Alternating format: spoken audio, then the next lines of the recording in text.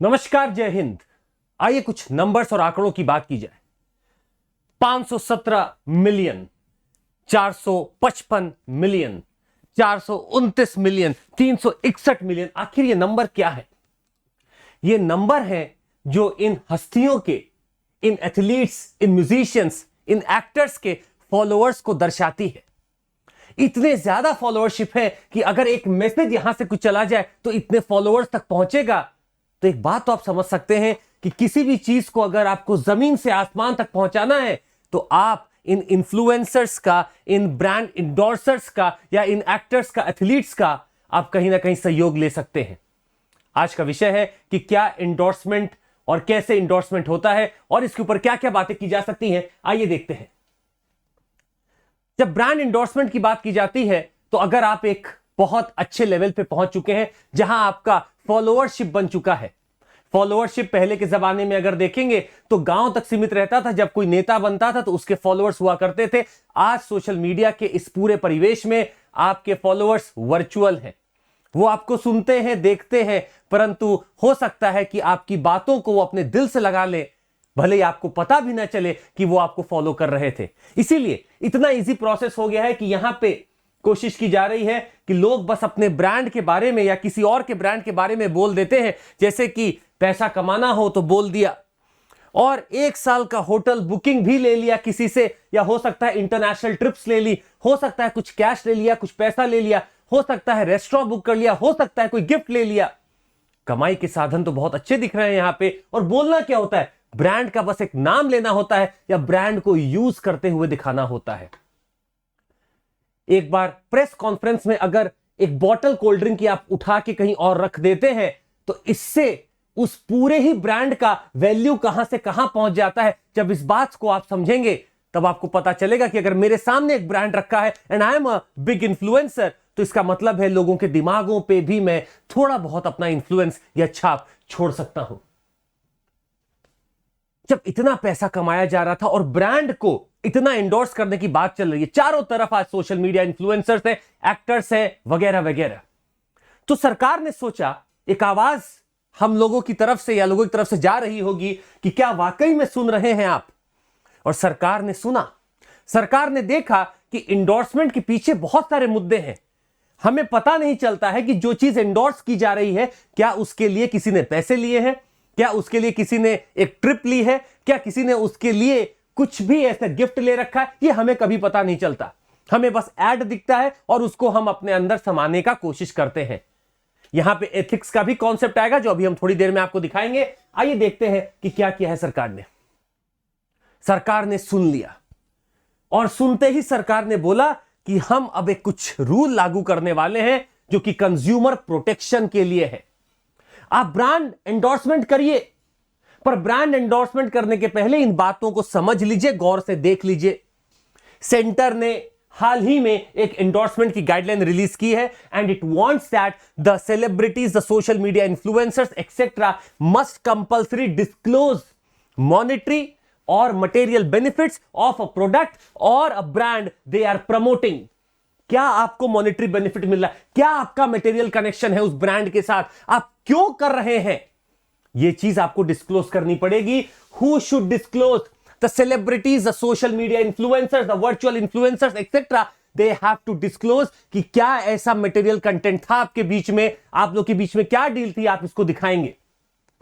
When there is a material connection, you have to disclose monetary और other compensation. Free products, हो सकता है आपको घर में झोला भर के फ्री प्रोडक्ट मिल गया हो सकता है डिस्काउंट मिलता हो सकता है आप ट्रिवैगो का ऐड करते हो और आप में उसको पूरे साल भर का ट्रिप मिलता हो। तो आपको यह चीज अब डिस्क्लोज करनी पड़ेगी। Clear and prominent display of the disclosure must be there, not to be mixed with a group of hashtags. आप साफ डिस्क्लोजर करेंगे कि यहां पे ये मॉनेटरी बेनिफिट या ये गिफ्ट या ये चीजें दी गई हैं, इसीलिए इसका एंडोर्समेंट हो रहा है। ये चीज आपको साफ तरीके से दिखानी पड़ेगी। तो सुन लिया सरकार ने, और अब सरकार ने इसके ऊपर एक रेगुलेशन ले आया। Disclosures must be prominently and clearly displayed in the endorsement, and terms such as advertisement, sponsored or paid promotion should be used for all sort of endorsements. अब यूज करना पड़ेगा। और आपको डिस्क्लोज करना पड़ेगा कि ऐसा क्या बेनिफिट है जिसके तहत आप इस ब्रांड को प्रमोट कर रहे हैं, आपने क्या इनसे गिफ्ट लिया है, क्या ट्रिप ली है, क्या मॉनेटरी बेनिफिट है, सब आपको बताना पड़ेगा, तभी आपका इंडोर्समेंट समझ में आता है। आइए इस दौर में एक ये भी बात कर लेते हैं कि हम क्यों इतना चिंतित हैं। हमारे चिंता का कारण इसलिए इतना बना हुआ है कि भारत में इंटरनेट का पेनिट्रेशन बहुत अंदर तक जा रहा है। 2020 की बात करें तो एक रिपोर्ट आई थी कि रूरल में इंटरनेट का पेनिट्रेशन ज्यादा हो चुका है एज कंपेयर टू अर्बन। ये 2020 की एक रिपोर्ट थी, पर हम आपको कुछ और तथ्य देना चाहेंगे। आपको ये तथ्य यूपीएससी के लिए तो काम नहीं आ सकते, परंतु आप कुछ ना कुछ इंटरनेट पेनिट्रेशन के बारे में समझ सकते हैं। फेसबुक के हवाले से अगर देखा जाए, या अगर हम खाली इंटरनेट की अगर बात करें तो पहले इसी से चालू करते हैं। There were 658 million internet users in India in January 2022। 658 million internet user थे। आप सोचिएगा, India's internet penetration rate stood at 47% of the total population at the start of 2022। लगभग आधी आबादी के पास इंटरनेट पेनिट्रेशन हो चुका है। और यहां पे जो चीज आप देख रहे थे, the second largest market that we have become, और यहां पे आप देखेंगे रूरल इंडिया आगे निकल गया है नंबरों के खेल में। रूरल इंडिया कहीं ना कहीं आगे निकल गया है। मतलब हो सकता है हमारी जो स्कीम्स हैं और जो चीजें हम जिसको नेट को बाहर तक या रूरल तक पहुंचाने की बात कर रहे थे, वो हो सकता है कारगर हो रही हो अब, तभी तो रूरल एरियाज में नेट पहुंच रहा है। तो इंफ्रास्ट्रक्चर, भारत ब्रॉडबैंड, ये सब कहीं ना कहीं हमारे लिए कारगर साबित हो रहा है। इतना ही नहीं, आपको बता दें कि फेसबुक के यूजर्स की बात की जाए तो कहीं ना कहीं 330 मिलियन, भारत से ही 330 मिलियन फेसबुक के यूजर हैं, और वो बढ़ता जा रहा है नंबर। ये फेसबुक के ही हवाले से रिपोर्ट आई है। इतना ही नहीं, अगर आपको दिखाएं यूट्यूब के, अगर फेसबुक के बाद बात किया जाए तो यूट्यूब का, जिसका गूगल भी है, ये सारी चीजें अगर आप देखें तो पूरा यूट्यूब का अगर आप देखेंगे बेस 467 मिलियन बेस है। और इन्होंने कहा कि जब हम ऐड करते हैं तो वो भारतीय 33% आबादी तक पहुंच जाता है। 33.4% of the India population has access to the YouTube ads, या उन तक वो पहुंच जाता है। अगर इंस्टाग्राम की बात करें, जिसपे दिन रात आजकल लोग लगे रहते हैं, तो आपसे ये कहना गलत नहीं होगा कि लगभग 23 मिलियन यूजर्स थे, और 16% तक अगर आप देखेंगे तो इसका स्ट्रेच हो चुका है या एक्सेस हो चुका है। ये अपने ऐड को 16% तक भारतीयों तक पहुंचा देता है। ये डिजिटल प्लेटफॉर्म्स बैठे बैठे सर्वर के गेम से कंटेंट के पूरे गेम पे कहीं ना कहीं अपने आप को स्थापित कर चुके हैं। और इन्हीं के ऊपर अगर कोई एक ऐसा व्यक्ति है जो कि सेलिब्रिटी है या इन्फ्लुएंसर है, तो उनके फॉलोअरशिप बहुत ज्यादा होती है। उनका एक ट्वीट, उनका एक एड और उनका एक बोलना ब्रांड के लिए it sends like jitters into the brands value. इसीलिए लोग कंपटीशन के लिए अपने अपने एंडोर्सर्स को चुनते हैं। कहीं पे किसी ने बहुत बड़े एंडोर्सर को चुन लिया है, जहां पे वो देखते हैं कि मुझे बहुत ज्यादा बेनिफिट मिलेगा इससे, और उनको बेनिफिट मिलता है मॉनेटरी का, जो कहीं भी ऐड में अभी तक आपको नहीं दिखता होगा। तो अब ये क्लियर हो चुका है कि अब आपको डिस्क्लोज करना होगा कि आप जिस चीज का एंडोर्समेंट कर रहे हैं, आपको क्या इससे फायदा मिला है, आपको क्या पैसा मिला है, या क्या गिफ्ट आपको मिला है इससे। आइए समझने की बात यहां पे यह भी है कि हवाले से रिपोर्ट आ रही थी कि यहां से 2022 का अगर मार्केट देखा जाए तो 1275 करोड़ का ये पूरा सोडल जो आपका सोशल मीडिया का इन्फ्लुएंसर या पूरा जो ये मार्केट है, वो लगभग 1275 करोड़ का है, जो बढ़ने की बात है 2800 करोड़ तक चला जाएगा ये 2025 तक। 2800 करोड़, माइंड यू, बहुत बड़ा मार्केट एक बनने वाला है। और इसमें साफ देख के आ रहा है कि चारों तरफ इन्फ्लुएंसर्स, एंडोर्सर्स आ चुके हैं। अब इस परिवेश में जब चारों तरफ हर चीज के लिए एक एंडोर्सर है, इन्फ्लुएंसर है, तो स्वाभाविक सी बात है कि सामने वाला व्यक्ति, कंज्यूमर, परेशान तो होगा। एक बोलता है कि ये ब्रांड खाओ, एक बोलता है ये ब्रांड खाओ, एक बोलता है ये ब्रांड खाओ। मेरे लिए तीनों का ही वैल्यू बराबर होता अगर ये तीनों कुछ नहीं बोलते तो, पर तीनों ने कुछ बोल के मेरे दिमाग को इन्फ्लुएंस कर दिया। Everywhere there is an influencer game that is going on, और इंडोर्सर्स को पता है कि वो कमाएंगे, पर आपको नहीं पता है कि इसके पीछे कितना पैसा लगा है, वो क्यों कर रहे हैं, क्या उन्होंने कभी प्रोडक्ट यूज किया है। इसीलिए बात करना यह भी जरूरी है। आपको याद होगा कुछ महीने या अगर साल की बात की जाए तो कुछ साल पहले मैगी के ऊपर एक कंट्रोवर्सी आया था। वो ये आया था कि इन्होंने कुछ क्वालिटी टेस्ट को फेल किया है। They were having some issues with the sub standard quality. और इंडोर्सर्स देखिएगा, आप इंडोर्सर्स का चेहरा देखना ही काफी है आपके लिए। आप इंडोर्सर्स का अगर चेहरा देखेंगे उतना ही काफी है, और आपको लगता है कि हां, मैगी जो घर घर में होती थी वो वाकई में इंडोर्समेंट्स के कारण या अपने टेस्ट के कारण या जो भी हो, वो बहुत हर जगह फैल चुकी थी। पर इशू देखने को मिला। अब यहां पे देखने को यह मिला कि जब सब स्टैंडर्ड क्वालिटी थी तो नोटिस जो भेजी गई थी वो इनके घर भी पहुंची, बच्चन साहब के घर भी पहुंची, माधुरी दीक्षित जी के यहां भी पहुंची, और चिट्ठी में लिखा था या नोटिस में लिखा था कि आपने कैसे इस ब्रांड को इंडोर्स किया है जिसका टेस्ट फेल हो चुका है। यहां पे निकल के आता है कॉन्सेप्ट ऑफ एंडोर्समेंट एथिक्स। क्या ये लोग जिम्मेदार हैं अगर कोई क्वालिटी फेल हो रही है? अगर कोई क्वालिटी किसी भी चीज की सब स्टैंडर्ड है तो क्या ये लोग भी उसके लिए जिम्मेदार हैं? क्या इनके ऊपर भी कोई चार्ज होना चाहिए या केस होना चाहिए? क्योंकि इतना बड़ा ये मार्केट है और इतना बड़ा इनका फॉलोअरशिप है कि अगर ये कुछ बोलते हैं तो लोगों के दिमाग में बैठता तो है। यहां पे साफ तरीके से अगर आप हमसे पूछें और हम बात किया जाए, थोड़ा देर में हम बात करते हैं उसके ऊपर, तो इस गाइडलाइन के तहत एक बहुत अच्छी चीज निकल के आई। आपके बड़े बड़े स्टार जो है बहुत कुछ आजकल ऐड करते रहते हैं, पर इसमें बात लिख के आई थी, they should not endorse any product और service in which due diligence has not been done. पढ़े लिखे हैं आप, कम से कम ब्रांड को देखिए, कुछ डिलिजेंस लगाइए, एक रिसर्च करिए, और तब आप उसका अगर करना चाहें तो एंडोर्समेंट करिए। If you are not having due diligence there, you should not promote that product. Also या तो आपने ड्यू डिलिजेंस रखा हो या फिर आपका पर्सनल एक्सपीरियंस हो, और they have not personally used और experience, if not then you should not promote it. Either you should have personally used it and proved upon you, or you must have taken some sort of diligence on it, then you are only allowed to promote. ऐसे आप promote करेंगे तो आप तक भी case पहुंच सकता है। यह बात साफ निकल के आ चुकी है यहां से।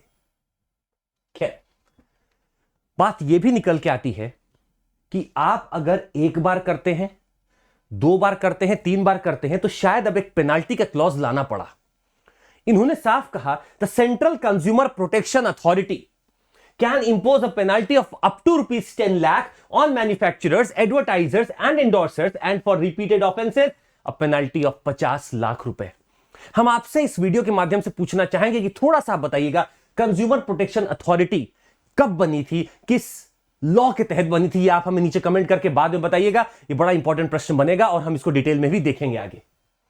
आइए, डिलेमा ऑफ एंडोर्समेंट और एथिक्स, क्या उन पे भी चार्ज लगना चाहिए? तो एक एथिक्स का दायरा भी बनता है। देखें, आइए, usage by famous celebrities may look unethical when he is a non user of the product. Unethical practice लग सकता है।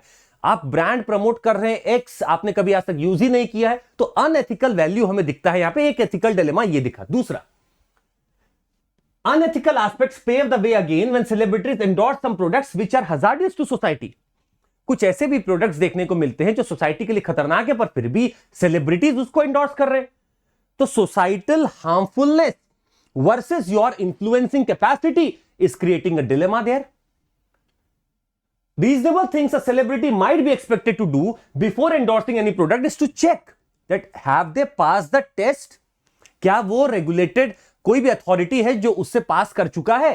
अगर कर चुका है तो अब इनके ऊपर दायित्व कम है, क्योंकि वो तो अथॉरिटी से पास है, अब वो उसको एंडोर्स कर सकते हैं। The clause of mens rea, that is there is no intent to cause harm on the part of the celebrity. देखिए, सेलिब्रिटी ने हार्म करने के लिए उस प्रोडक्ट को नहीं कभी फैलाया। Celebrity might for personal benefits, personal gains, monetary benefits is endorsing the product. तो यहां पे मेंस रिया का कॉन्सेप्ट जब आप लगाएंगे तो आपको यह प्रूव नहीं कर पाएंगे हम लोग कि इंटेंट उनका वाकई में एक समाज में खराब चीज को फैलाने का था। यह कभी क्लॉज आ नहीं पाएगा। इसीलिए लीगली अगर देखा जाए तो the stand that we might have sent the notices to the endorsers fail legally here. Celebrity endorsements are unethical when the people involved in any controversies in their life endorse the product।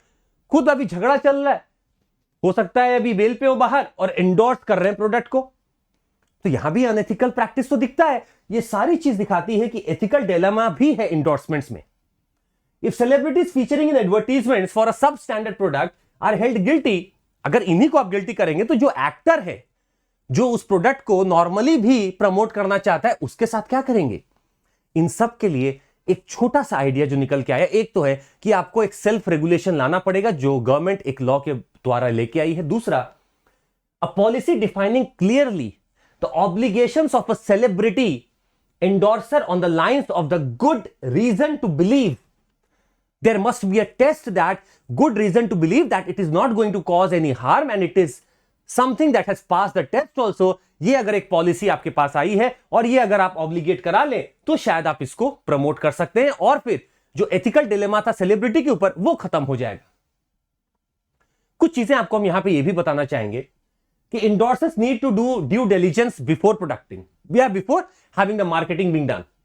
Misleading advertisements are those which can falsely describe a product, give a false guarantee or deliberately conceals important information. ये सब false है। आपको देखना होगा कि जो मैं बोल रहा हूं क्या वाकई में ये चीज कहीं पे डॉक्यूमेंटेड है या नहीं है। Bait advertisements where goods, products or services are offered for sale at low prices to attract the consumers. Surrogate or indirect advertisements for goods, products or services whose advertisement is prohibited by law. तो ये देखना पड़ेगा diligence के साथ आपको कि आखिर ये क्यों कर रहा है ऐड। अगर आप डिलीजेंस के साथ नहीं देखेंगे तो शायद आप भी कहीं ना कहीं परेशानी में फंस जाएंगे और अब तो पेनल्टी की बात की जा रही है। ऐसा कोई भी ऐड आपको नहीं करना है। आपका एक रिस्पॉन्सिबिलिटी है that you will have to check for every detail, then only you must take up the consignment, then only you must think of whatever gains you are going to make, but before that let's not have the deal finalized. एक ऐसे परिवेश में आज हम रहते हैं जहां पे मानसिक स्थितियां बहुत अच्छी भी हो सकती हैं और बहुत खराब भी हो सकती हैं। लोगों का प्रभाव बहुत अच्छा भी हो सकता है, बहुत खराब भी हो सकता है। हमें चुनना होगा कि हमें उन्हीं चीजों पे ध्यान देना है जो हमारे ह्यूमैनिटी के लिए, हमारे मानसिक स्थिति के लिए अच्छा ही करे। पैसा हमेशा सेकेंडरी रहेगा। सबसे पहला जो धर्म है और सबसे पहली जो चीज है वो है ह्यूमैनिटी। उसके लिए जो भी अच्छा होगा हमें एंडोर्स करना चाहिए। आज के लिए बस इतना ही। मिलते रहेंगे आपसे अलग सेशन में। बहुत बहुत धन्यवाद आप सभी का। Thank you so much. Take care. जय हिंद। बाय।